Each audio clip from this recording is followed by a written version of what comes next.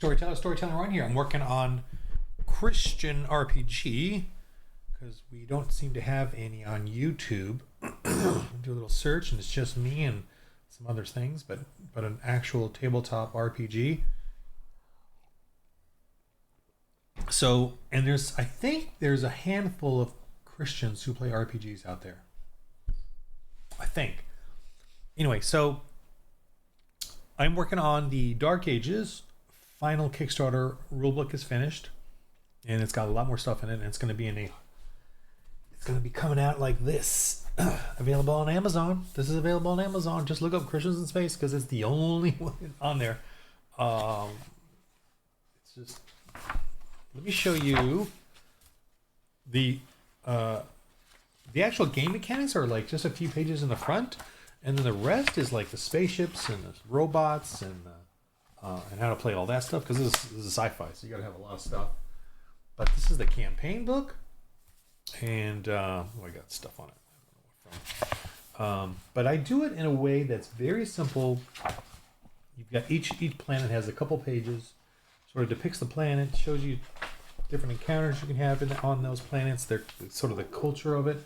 One example of a battle map that you can create, and you can create, your own version, and different little factions that are in there that you can role play out, expand out if you want. The Lathan Ship Systems, which is a corporation. I got some scary ones here. Let me see here, just real quick. The Mulak Maleficence. This is a swamp marsh world with corporations there doing like hunting. At Rust 128. So yeah, just a lot of stuff in here. Lots of stuff. There's in the back there. There's helping create your little city segments and settlements, and intro to the Star Crusaders, which is a Christian space marines basically. And by the way, and just to remind you, the timeline. Just some more stuff that you can use. Names, shops. Okay. The timeline, just so you know, is Earth-based, so it's like 2500 AD, and it's the aliens on here. You got all kinds of aliens and killer robots and space bugs, all genetically modified from human mad scientists, atheist mad scientists, doing their pretend evolution. On terraform planets. Okay, let's go to the Dark Ages, because what I'm doing is I'm starting up the campaign rulebook. I gotta finish it. I got plenty there done. But I got to really build it out to 103 pages, because that's the minimum for the Amazon hardbound. And I really want it hardbound. So, hey, let's do it. So what I've done, I have role-played this over the last 2 years with about, I don't know if it's 50 people, probably 30, whatever. But through this area here, all the way to the end here. So kind of a circle there. So that's what I'm doing in this rulebook. I'm going to start here at Ravio and then move around the coast there and really build this out so that you guys can have just a full-fledged area to roleplay in, and then just give you examples of how to do it. Because we as Christian RPGers, I know I'm kind of creating a whole new market for this. So, and I think I'm finding Christians who've heard of RPGs, a few that have played, but most are kind of new people. So I got to create a whole new market, because that's how smart I am. Just shut off and push away the typical RPG market, where I could have gotten some Christians in there, but instead I made it contentious, which is, hey, that's my style. So, sorry, I'm getting a little teary, not cry teary, just mourning teary or something. Okay, what I've done is, and this is really important for any kind of RPG and for the GM, is to create factions. And factions are what lead the story and really create a depth of that, an element of depth to the player. When the player is going to this world, they start feeling like there's these plots, there's these moving pieces that they got to encounter and deal with. So I have the Horned Ones, Merchants of Porlezo, which is over here in Porlezo at the top right, witches of Magni, which are basically the Germanic witches that have come down from the Germanic forests, and they kind of are dotted around. The Coven of Kozora, which is a faction of the witches of Magni who kind of hate them. They split off because that's what they do. The Sorcerers of Bacchus, which is the Roman sort of the Roman the return to Rome, return to the glory of Rome type of cult, and they hate that the Christians have taken over, the Germanic pagans have come in. They're doing like sort of an unholy or dark alliance with the Germanic pagans because they see, that's what pagans do. They always even though they hate each other, they would rather sign up with slavery and tyranny and dictatorship than Jesus Christ. So, of course, the sources of Bacchus will do anything with any of these to join forces to stop Christianity from spreading. And you might see that in the RPG culture as well. So I can sneak in some of my contentiousness. Okay, the Dark Dwellers are basically cannibalistic. Family friendly. So you go to the level of the extreme that you want. I probably will go kind of dark, but because most of my players are adult and I do it in a sort of goofy comedic way, cannibalism. But hey, pagans were cannibals, man, and they were cannibals in the Dark Ages. I mean, the early Dark Ages. It took a while to root that out, and there were plenty of cannibals in South America, which I definitely want to do a setting there if I can get to it.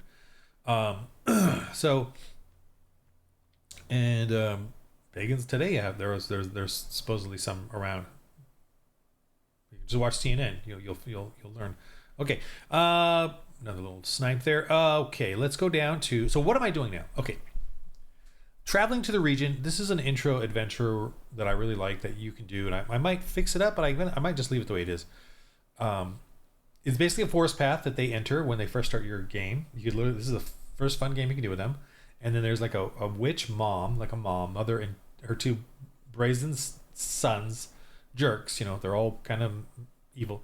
So basically they have set up a dangerous path that they can unleash their pet wolves or their boar, and they will terrorize the missionaries, if they don't give an offering to Pan the forest spirit, god or whatever. And they're here at the entrance, and they're you got to give an offering to Pan. If they give an offering to Pan, they will let them go. But this will come into play later. Like the village they go to, wherever they go, will know that they gave an offering to Pan, and so you will add an additional resistance to their being evangelized. Right? It could be like 5 die ranks, so a D12 or whatever to their bonus to their resisting, because you gave an offering to Pan. So we know that you are one of us, a pagan, or whatever, however you want to roleplay that. But if they don't give an offering, these people are going to be sort of antagonistic, not violent necessarily, just antagonistic, but looking scary. But they'll still let them go, because if they think they can, I wouldn't say hurt them, but rob them, they're going to be intimidating in the sense of like, we'll take your stuff or whatever. But if they think that the missionaries are too tough, they'll let them go, and then they'll unleash some traps along the path, because they're cursed by Pan. So there's your little, and this is kind of open in the sense that you can kind of throw in whatever you want. What I do like though is that if they go search inside this area, like you could, whatever battle map or place you set up, you can set up a little campsite where they have their wolves and boars and cages or whatever. And if they go there and clear that up, they will reduce the amount of traps that they have, blockades that they have. And another thing is, if they do give an offering, then the sons will clear this up so that they can go the right way, and if they go the wrong way, and there's a finale with them over here, kind of a thing, So this is kind of open for you to create your own little fun little thing too. You can, depending on what level of craziness you want it to be.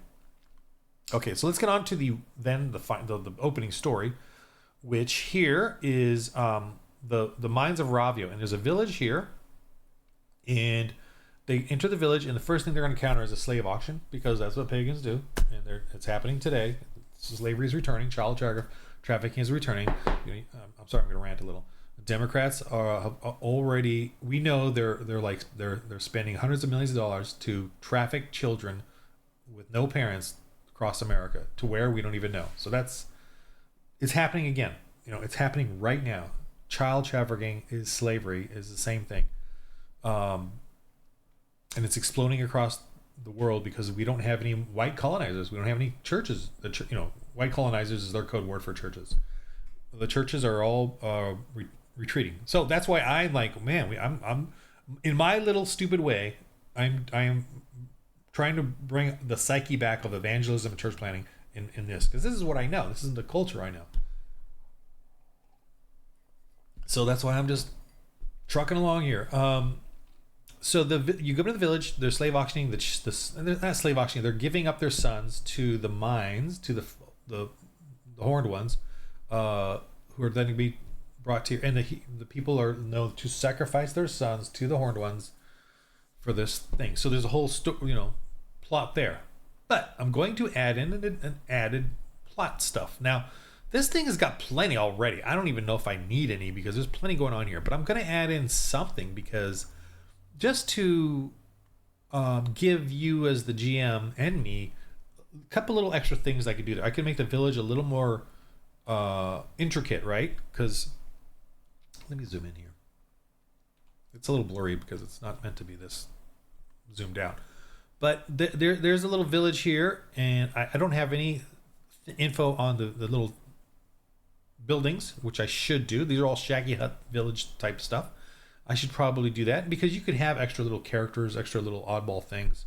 The overriding dread is the horned ones, obviously. So I don't know if I want to make anything too beyond that. Although there is a temple here I have not rolled up on or haven't come up with anything for it yet. That I would like there to be there for for long campaigns. If you're just doing like a one shot, a one night thing, you could just have the village, the little crossing, and a small mine section of the mine that they just go into with only a few things going on there. But I'm going to roll up some stuff and see if it can help me come up with some ideas. And I'm going to use the rulebook. So let's go to the rulebook, and this will be out soon. I can actually release this like kind of now for at least for the Kickstarter people, just so they can check it out. And then I think that's what I'm going to do. And then because I don't want to go to print just yet. Oh, I will probably go to print soon. To then get myself a proof copy and then read it as a physical thing and then mark off things. But right now I'm going through some proofreading, got some people looking at it and kind of sending me comments. But anyway, let me go to, where am I going? I need to go to this.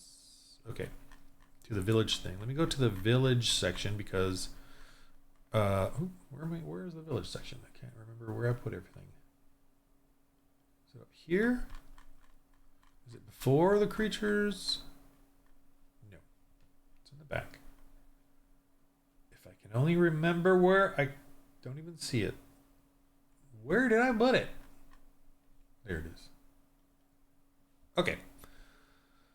So, I know that this area is next to the lake, but they should, and they, it's pretty obvious what they should have, which is lake and farming.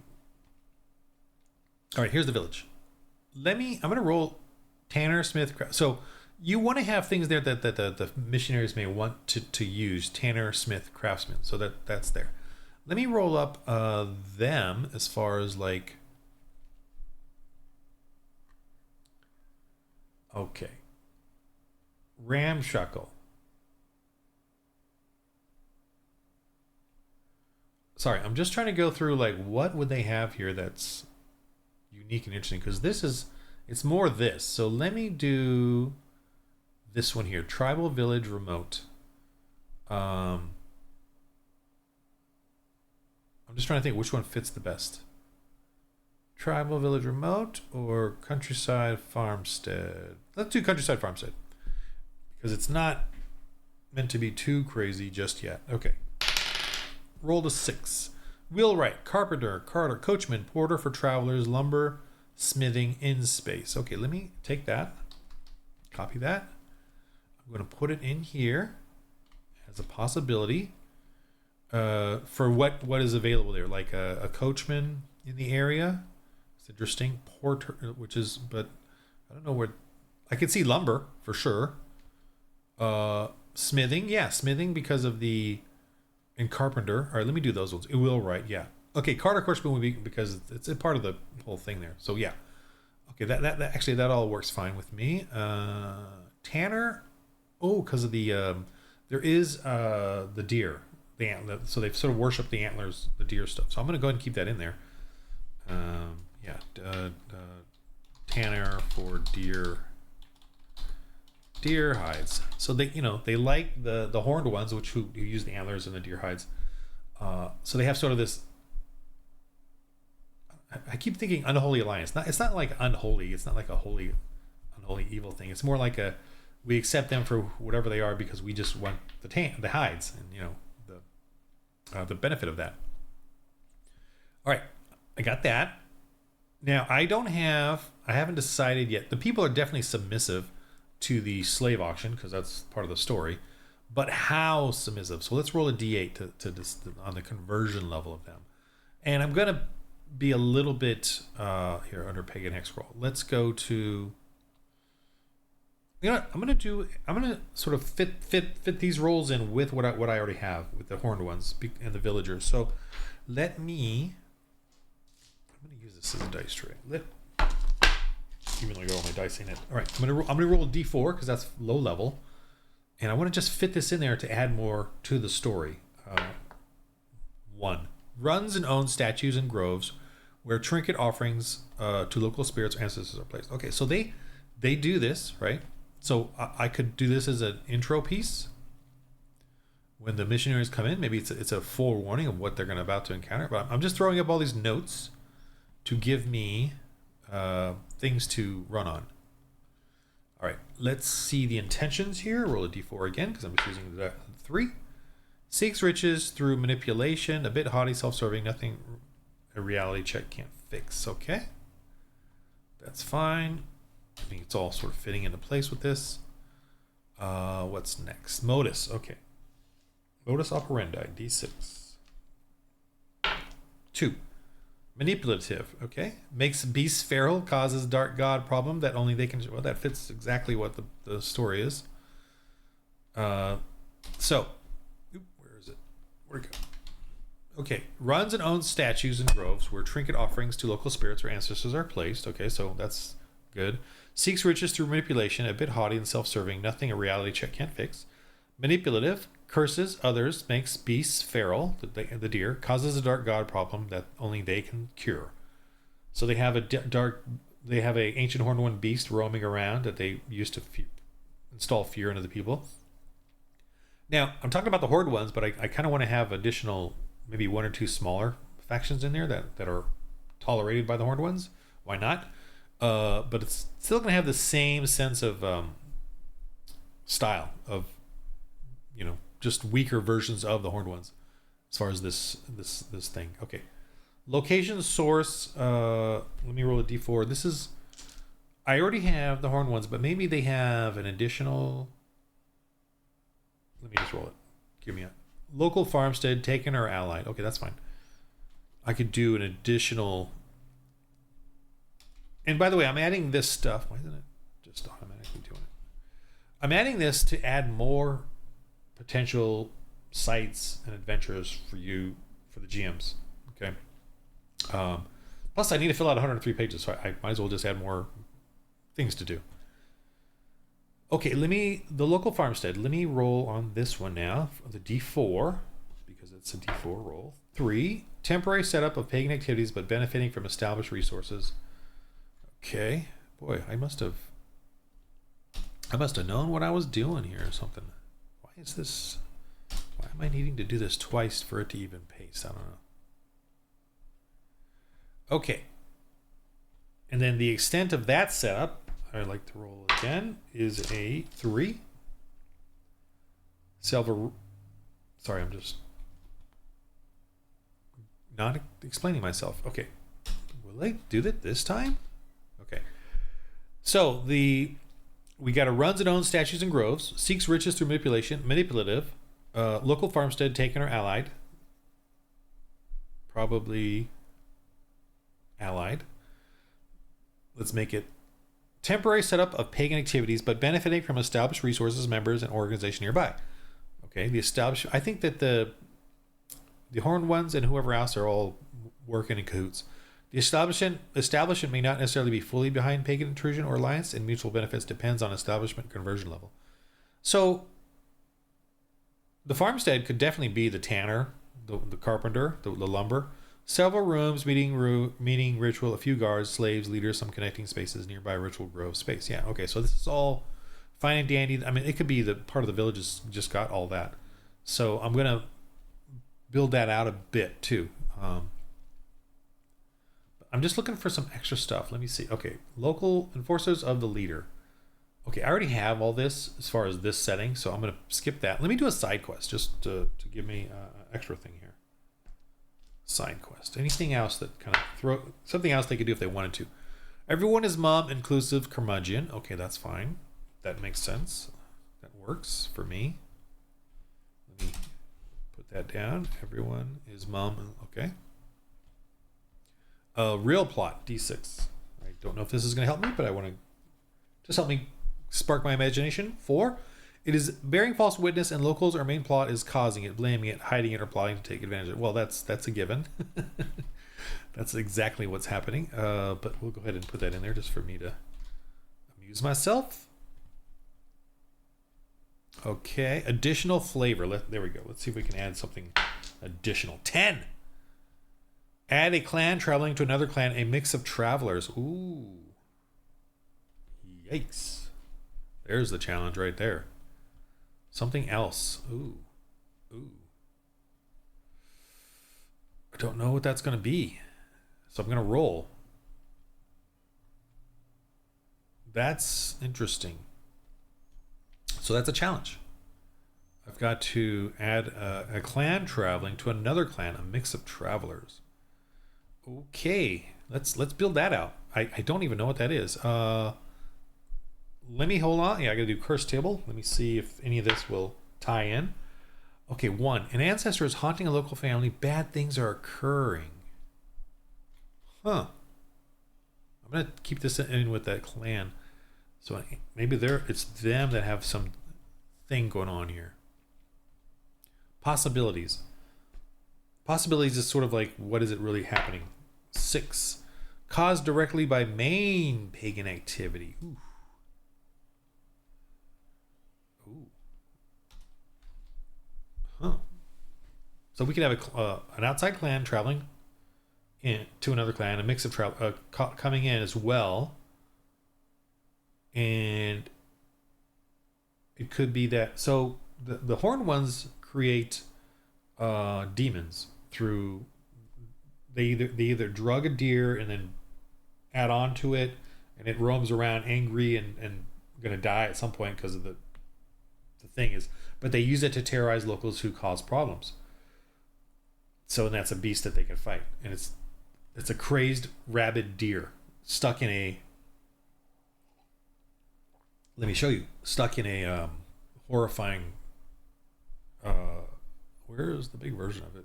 Where's the artwork? What happened to the artwork? All right, I can bring it back in. The brute here. It's called the brute. The horned one's brute. Let me pull it up again. Let me find it here. I don't know why it's not in here. It should be in here. Cursed? No. Pagans? Do I seriously have it in here? Where is it? Can't be in here.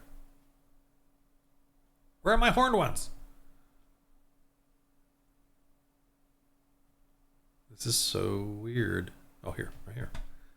Okay, this guy. I don't know why this should be here. Okay, anyway. So this is, in essence, meant to be a deer wrapped in another deer. You know, a larger deer type of thing, and all kind of messed up and raged, rabid, whatever. So, and it's, terrorizing the countryside at night, obviously, drugged. So that's what pagans do, and that's what this is. And the clan, I think we're gonna have an interesting clan that comes in, and they're like angry or trying to see what's going on, what happened to their ancestors or whatever. And I'm going to build that out. Let me roll some more dice though. I want to see a little bit more descriptive themes of paganism and area. Okay, so I'm going to use this is going to be for this new clan coming in.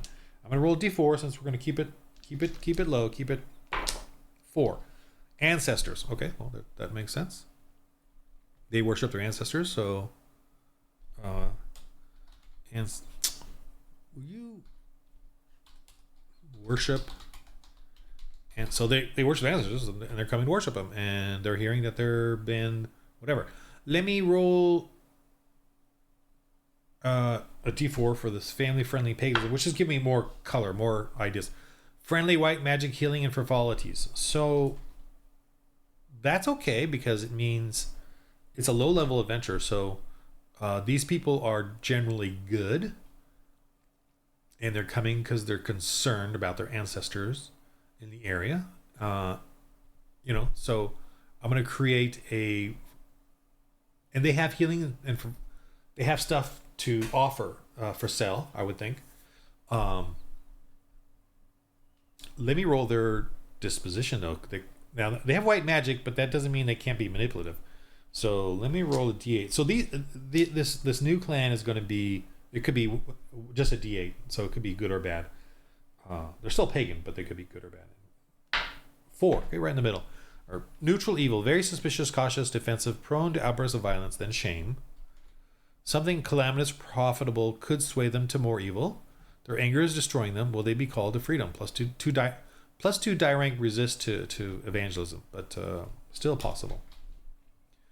So they're evil, neutral evil, but they're very, they offer healing and frivolity. So it kind of like sounds like gypsies, like they're good, but if you get on their bad side, they're going to get bad. And there's an ancestor in the area that has been haunting a local family. Bad things are occurring. So they've come into the area hearing about this and they want to solve that. So that's a different little mystery that's going to add to the flavor of this, because the main storyline is going to be the horned ones. And I've already got that sort of figured out. I just need to add a little more. I think I want to add, let's see, I think I have who's the main dude? Okay, maybe I gotta get the main guy's name.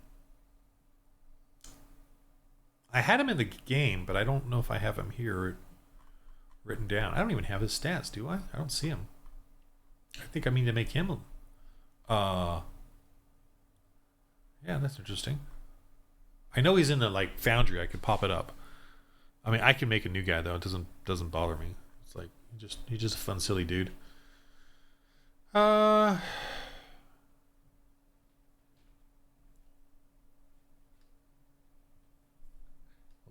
I gotta pause real quick. Okay. Oh yeah, I'm gonna go open up the thing and get the guy's name. Hold on a sec. You know what? I'm just gonna do it and let you see me opening up stuff. Okay. Let me open up my foundry. My handy foundry. For the Lord.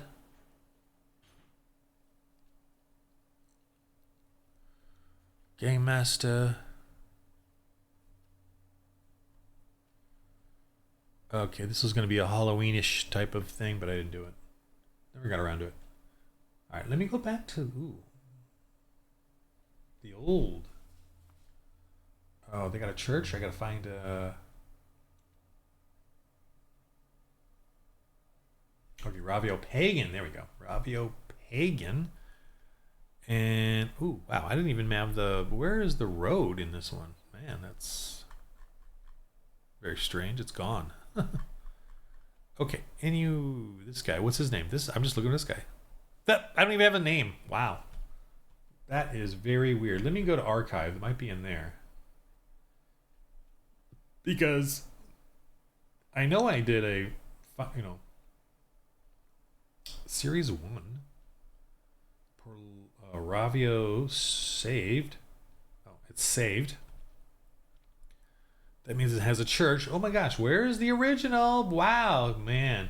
Someone needs to get their stuff organized. I mean, back then I didn't have anything organized, so I was just going like crazy. This is crazy. How did I get the final image? Here's an image. Where's the one I even put in for the rule book or the campaign book? Where's that one? I never can get things organized. Sorry, I'm just going through this and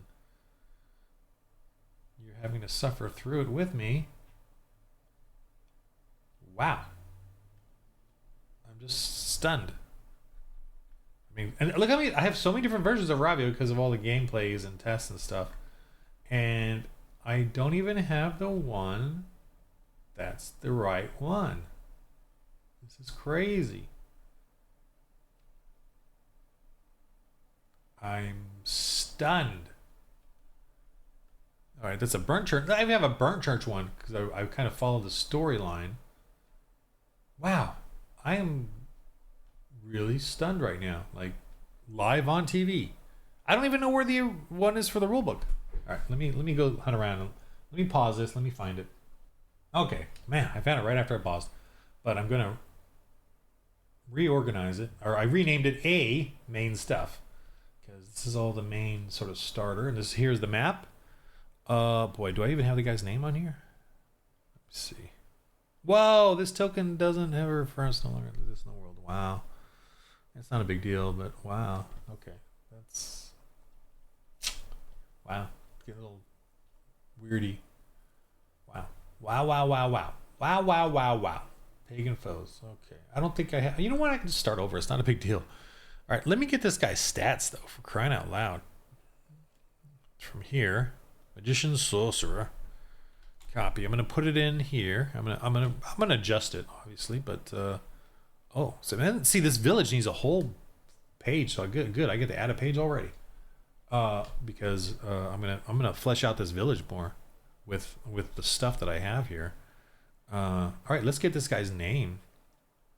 Man, I know I put a name on him, in one of those adventures, but that's okay. I got a chart here I can use. So let's use it to get his name. I know what I have at the back, but here it is. I'm gonna use the first table. Got my 3d20s. 15, 17, 18. 15 more. Onasieth. More Onasieth. More Onasieth. More Onasieth. Magician, Sorcerer. More Onasieth. More Onasieth. Well, it says like moron, right? Moron. Moronasieth. Moronasieth. Moronasieth. Moronasieth. Moronasieth. Moronasieth. I mean, Moronasieth. And no, I'm not a moron. It's that sort of thing. Okay, so we have Moronasieth is going to be the main sorcerer in town dealing with that. I'm just doing some stuff here. This is the clan. They're coming into town. They're the ancestral worship. They have friendly white magic, healing frivolities. They're going to be kind of victims, I think. They could be used, if they're converted, they could be an ally. But they're neutral evil, so that's... Oh, let me put down CL4. Conversion level 4, neutral evil. So, that could go up or down based on their saving them. Add a clan, traveling to another clan, a mix of travelers. Let me roll what kind of travelers. Oh, they could be slaves? Oh, yeah, let's do the citizen thing. Let me go down to the reference chart down here, just so you know that there's a reference chart for these guys down here. Here, this one, reference social status. Okay, so social standing. Let's see, D12. I mean, I'm going to assume that they're generally can afford to travel there, but I don't know, maybe not. Maybe we'll see little. I'm going to roll a D12. Let's just see. I don't think of them as, well, being slaves, but they could be. 5. Slave class, lowly laborers, works for profession. Okay, so they work for someone, but let me see what kind of slaves they are. D20. 2. Butcher rations. Ooh, rotted, smelly animals. Okay.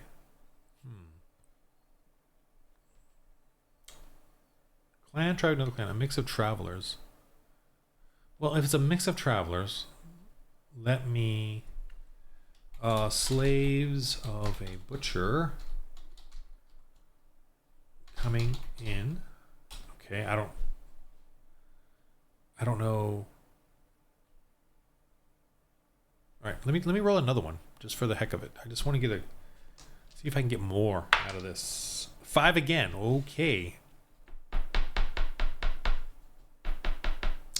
Let me roll another profession, just to see. 10, just to get a armor, tinsmith, blacksmith. I'm trying to give myself a challenge here. Slaves of a butcher coming in. Slaves of a blacksmith. So they could be coming in to get stuff, but also no. And the thing is, there are a lot, and slaves can travel and do things for their master. So that's a norm.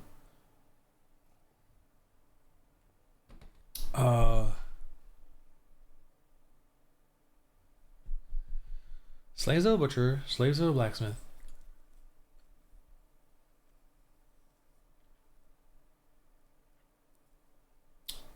Ancestors haunting a local family. Bad things are occurring. Caused directly by main pagan activity.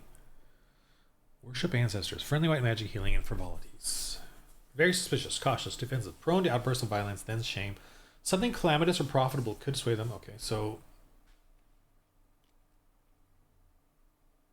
see, this is what a GM's got to do. Is got to come up with stuff.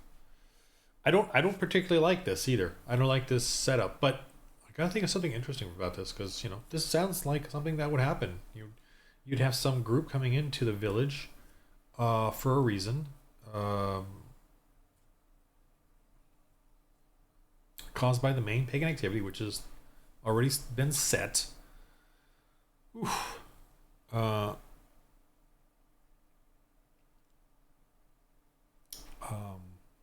gonna have to come up with something later. I mean, I'm gonna let that sink in for a little bit.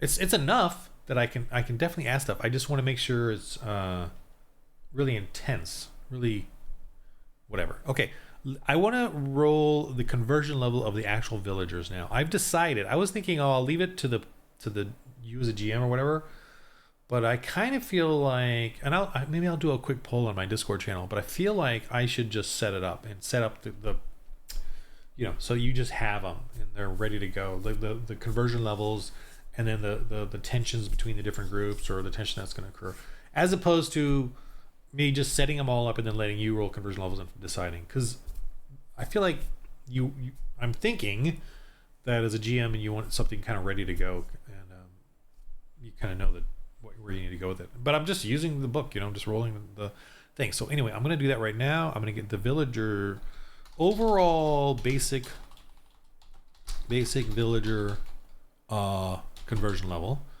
and then I want that, and then I want the Tanner Smith conversion level, because those are going to be specific. They're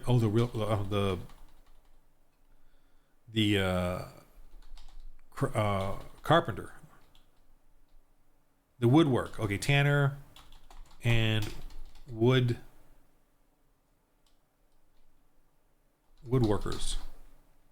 woodcrafters, carpenter. There's not gonna be a lumber term for a lumber kind of guy. Wheelwright. Let's say wheelwright. The wheelwright runs the lumber in the area and stuff, and the tanner runs the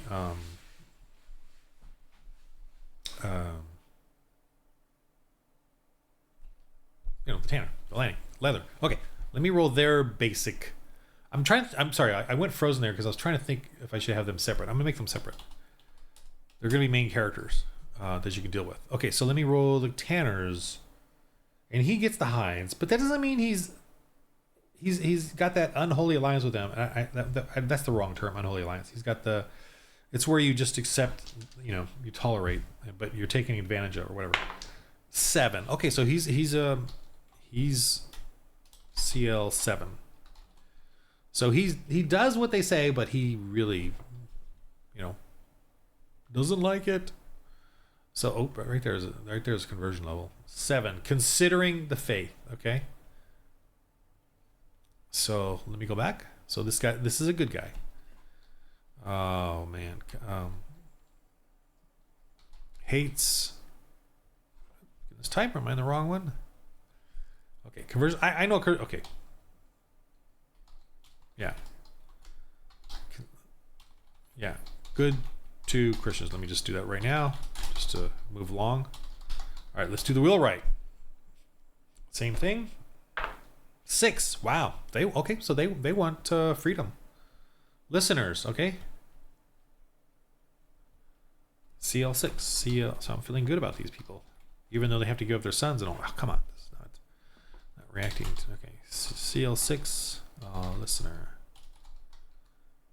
Once better. Wait. Okay. So to me, this kind of exciting. It kind of gives me like a. Oh, let me do the overall villagers. Ooh, are they living in fear or they like the old like? Let's roll. 2. No, wow. Ooh. 2.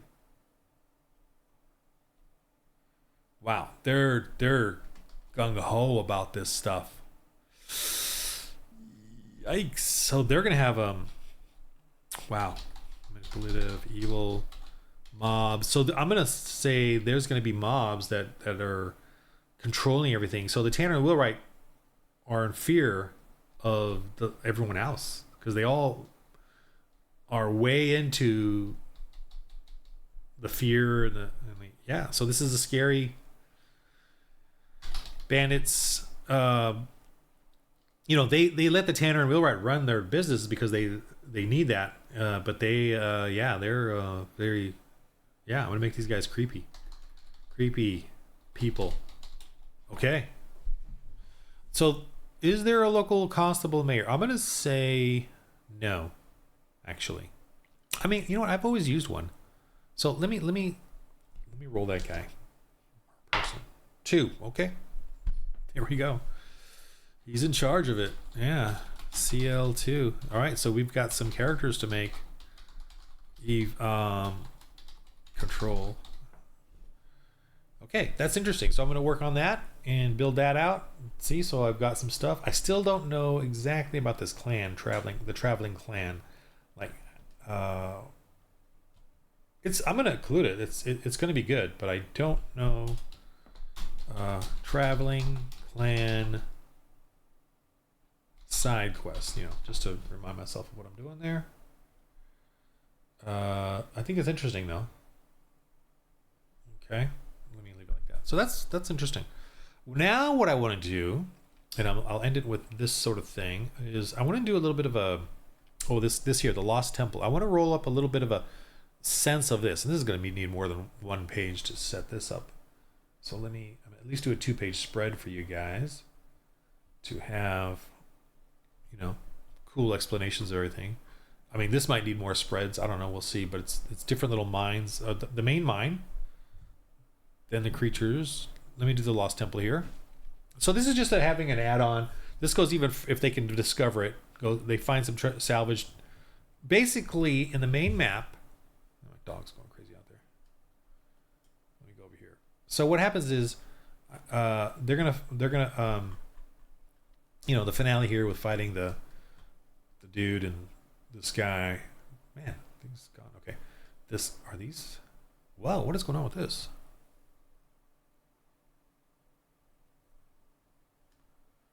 Very strange that they lost. I mean, I'm not gonna use that one. Works. I mean, it's not a big deal. I can replace them, but whatever. Okay. Anyway, this is the finale. This is a hole which they're not going to see. They'll see this tunnel, but they're not going to know what's down this chasm unless they actually go look. And I might do an aware roll. Like there seems to be some offerings or debris here. So what happens is that the horned ones will throw down offerings to some dark god down there or something. I'll make sure to include something like that.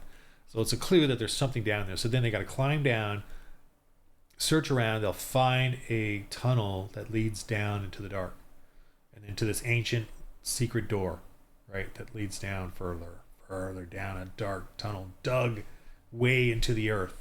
What the heck? And then there's going to be this whole big, mysterious, and I'm going to put primordial beasts in there kind of thing. We could even make a bigger version of this, but I just wanted to fit it here. I could make it even bigger, actually. But I don't know if you need it to be that big because This is gonna be crazy. We'll see. But I want to get a sense of it. So let me roll up some sense of it. And it's ancient, so I'm gonna say it's not been used. It's forgotten. The Lost Temple. Obviously, that's the theme here. So I'm gonna roll up a bit. If I think my rules can do this. Did I include? I mean, I do have the one-shot, okay, Dark Evil Grim Encounter thing, which I'll probably use, but where's my catacombs? Gee, I know I wrote this. Where did I put them? The catacombs, okay. I mean, it's pretty basic. Like, all of this stuff is there, so I don't necessarily need to roll this. What I want to do is get a sense of what kind of evil is in there.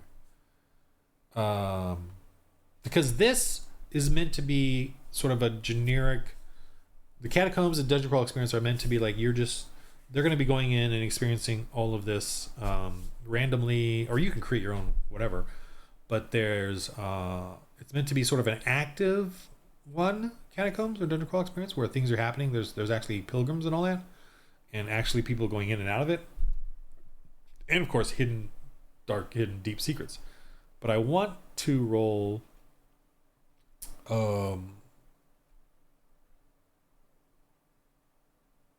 something a little more mysterious about it all.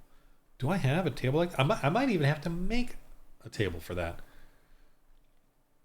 I'm trying to think here, because everything in there right now is fine. I could easily do whatever I want.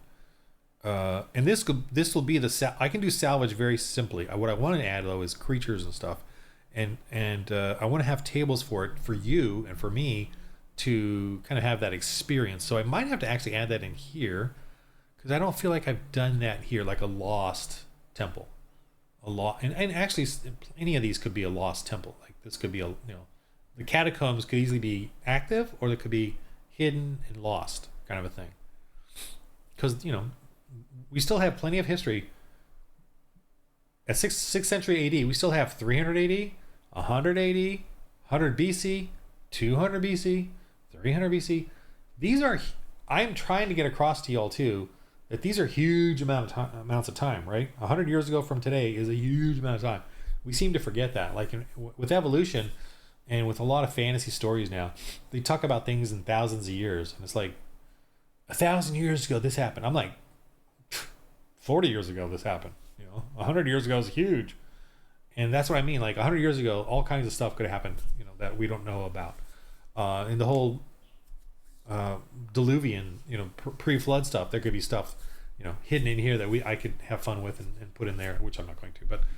But I certainly could do 100 AD or 100 BC or 200 BC. Things were built and we know civilizations were incredibly advanced even back then, as far as like what they could do and what they built.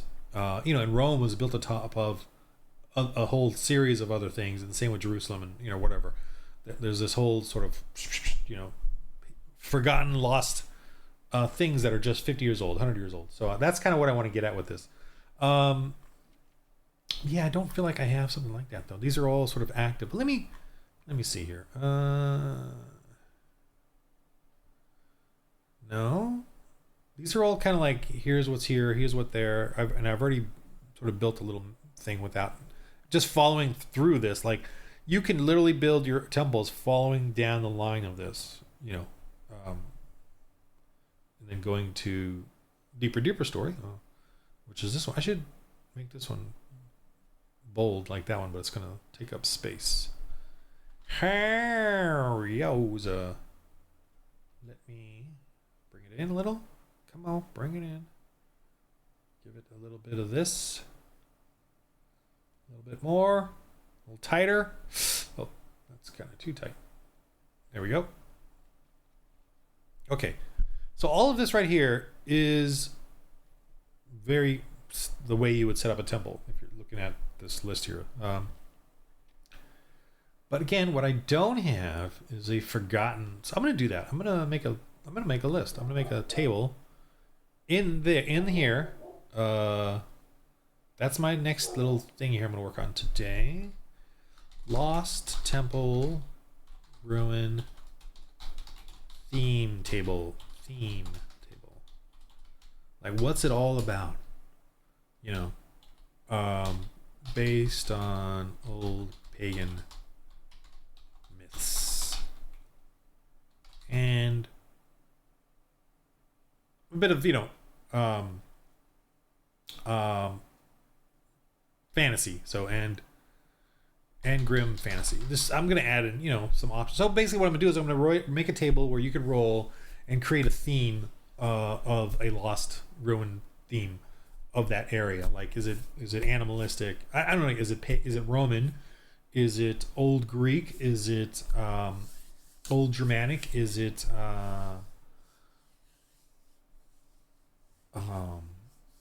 weird Egyptian, like alien, almost like, or hieroglyphic, that kind of thing.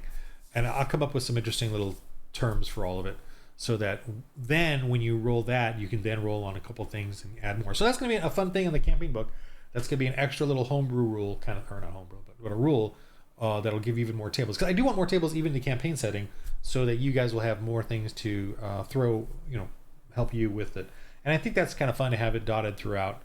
Very chaotic, very disorganized in a sense, but fun nonetheless. Because I have I want to make it kind of you have to search amongst the rules and campaign books to find things, because it's fun to have those sort of things. Anyway, so I'm going to end this video now, but that's something I'm definitely going to work on for this, to build out this section. And we're going to have a table, or a few tables probably here, a roll, to help you add in more stuff. And it's going to definitely have options for more beasts, primordial beasts, encounters in these ones, because these are meant to be hidden underground, far away from the world, so that we Christians RPGs can have some cool dungeon crawl, dungeon delve type things as well. Because as much as we love the whole evangelism, church planting part of it, we still love that nostalgia of old D&D and old I don't know, Hyperborea type of stuff, and just fantasy stories and grim stories that we want to still be part of or tell. And so I'm gonna provide that, okay, in this campaign. So this thing, I'm working on this hard now. Again, my Christians in Space one and my APOC one are available on Amazon if you want to get those, along with some of my writings. I'm working on like a Subscribe Star, maybe, I'm not sure, or a Substack. I'm kind of looking at some of the free sites that I can just put stuff on, as opposed to a website, which is I'm using now. But I think I might end that, just a FYI, at some point here, just because it's expensive. I don't feel like I'm really doing much with it, and it's just sitting there. And I try to do stuff with it, but it's just too much, too big, and then I'm paying a lot of money for it. I don't want, kind of feel like I need to get a little more lean and mean about it. All right, so the game of life. We got to keep making some Christian RPGs and content, and I hope you can support me in this, and as I build it out, and I'm getting it for you guys. And it's if you're a hardcore Christian, Reformed Christian, Protestant type, or Catholic or Orthodox, who wants to, we're laymen, not pastors, priests, and reverends, but the laymen who just want to spread the word of salvation through Jesus, and want to plant churches. And we can let our theologians argue out the rest of it, but bringing back the church culture, if that's you, then and you believe, okay, marriage between a man and a woman, let's get that. That's definitely there. Men, women only. God made us male and female, and we shall leave our parents and join with our wife. That kind of, if you're that sort of a Christian, then you're welcome in this environment. And so if you can help support this, I really appreciate it. And the game of life, let's roll holy dice.